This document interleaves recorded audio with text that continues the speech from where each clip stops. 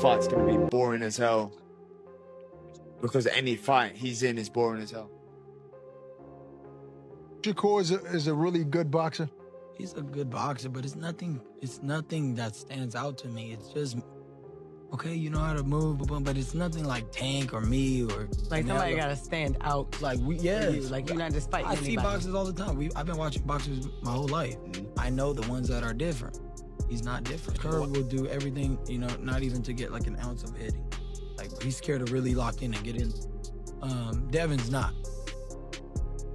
But Shakur, that guy will put anybody to sleep outside the ring, not inside the ring, because he's the most boring fighter in the history of boxing. And they say whatever they want, they can hype him up and all that stuff. But I really feel bad for him because there's no way they could put him on pay-per-view. He can't. An interview boxing insiders are weighing in on Teofimo Lopez versus Shakur Stevenson, with many predicting Shakur will depend on movement and defense.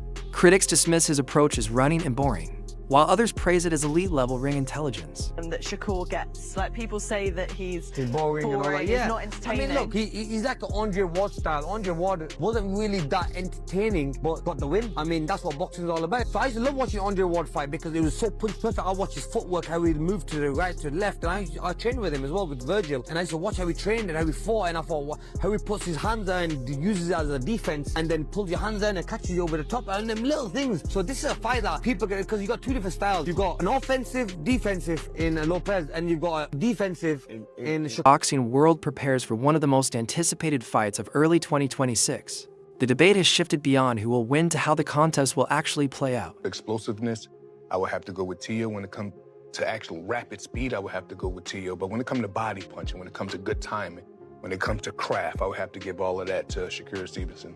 What do you think, Doug? They're both boxers. I look at Stevenson as a versatile technician. I look at Teofimo. He's a boxer puncher, but his specialty is his counter punching.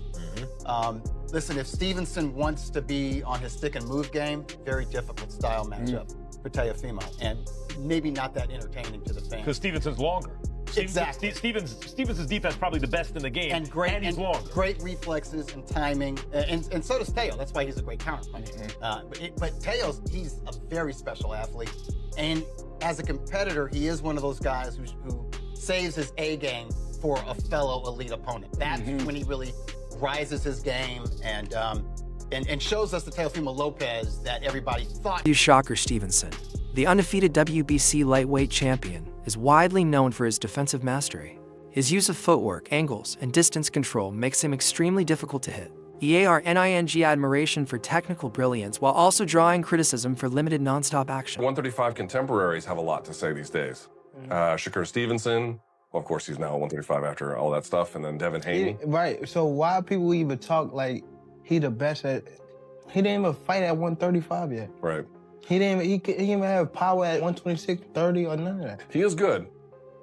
Okay. How can you... All that's just okay. How can you stop people that can actually hit? No matter all that boxing, you're going to get hit. Teofimo Lopez, by contrast, is defined by his athleticism, power, and forward pressure.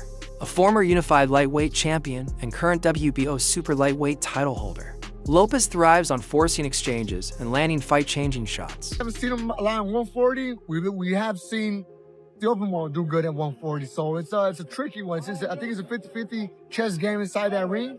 If you had to get somebody 51, the other guy 49, like the smallest edge. You're gonna put him in the spot, but only because I fought him before. I'll give him that 1% sure because I've fought him. I've never stepped in the ring with Teofimo. I've seen him fight, and I've seen him personally spar, and I've seen him.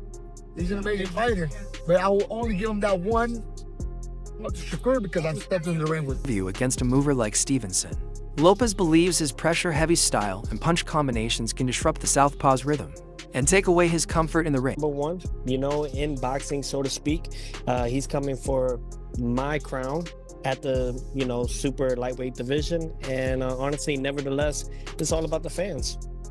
Who has a better resume between you two guys, do you think? Man, I'll tell you again, honestly, it doesn't matter until we hang up the gloves. I think that we still have such a long, depending how well we do with our health, we got a long career ahead of us, man. So this is just something for everybody for 2026. We started off with a bang, and we go from there. Meanwhile, Tim Bradley argues that Shakur doesn't need to run, explaining that he can stay assertive by using his jab and finds to keep Teofimo off balance and dictate the pace.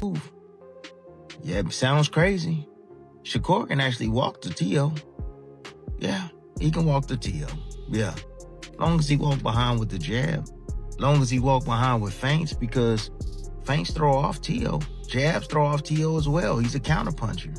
Yeah, he's a counterpuncher. So if you can keep him off balance and keep him guessing, keeping that jab in his face, and you force him back, yeah, he moves his feet, but he makes a lot of mistakes.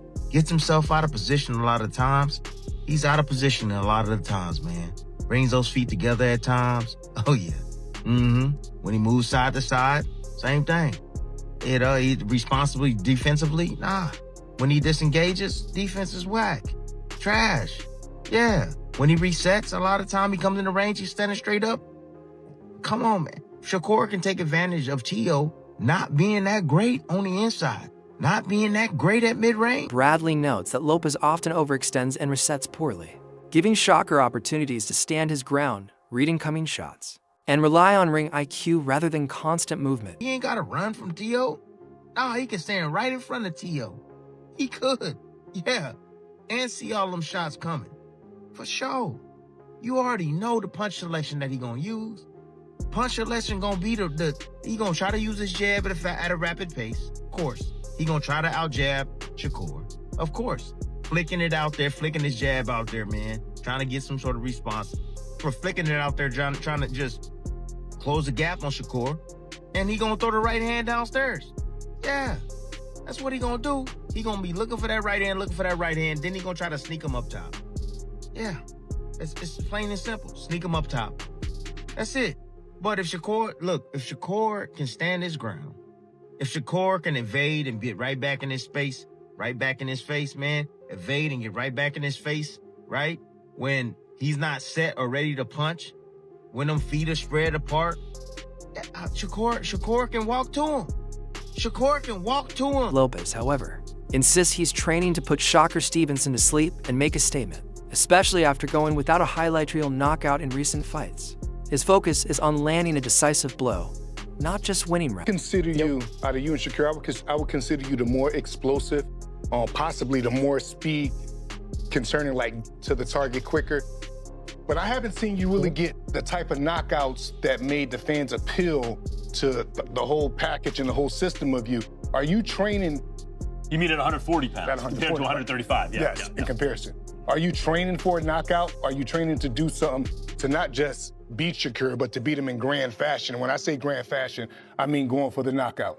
Well, I think that the whole thing is the Bible of boxing really is that if you look for the knockout, you won't get it. You know, I think really it's just all about setting the good pace early in the beginning rounds and then going from there, setting that tone. I think that I don't see him going those 12 rounds. This is his first time moving up to 140.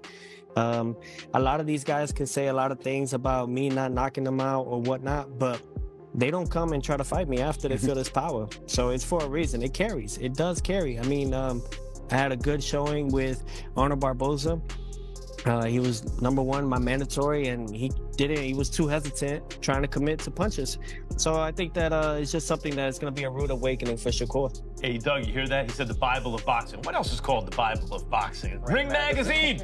And he's a two-division, Yeah, Ring Magazine champ. Great ambassador for those championship belts as well. Yep, absolutely. I'm very big on those things. You know, I claimed 2 weight divisions, 2 Ring Magazine belts just at 25, you know, and I'm 28 now. I've been defending my belts now.